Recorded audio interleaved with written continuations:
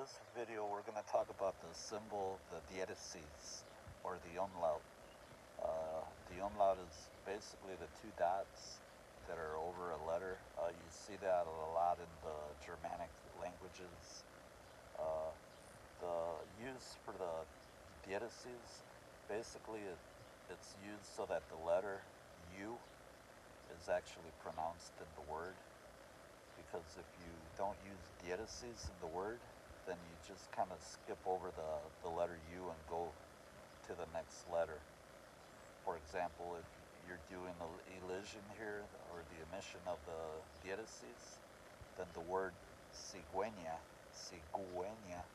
would actually be pronounced cigüeña. You would not pronounce the U, you would skip over into the E, cigüeña, which is not correct. Same thing for pingüino, you're hearing the U sound, pingüino.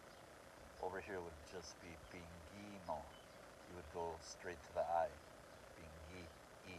Remember the I sound is E, pinguino, and that is not correct. So basically the dièresis, the two dots, are used to help words that usually end with, or that have the gue and the gi, the e and the e sound. So those are usually the ones that typically use the umlaut, the dièresis, over the top of the U. For example, the word cigüeña, which is a stork. It needs the dièresis over the U so that you pronounce the U. Instead of just saying cigüeña, you say cigüeña. Same thing for the word penguin, pingüino, pinguino. So you're pronouncing the U.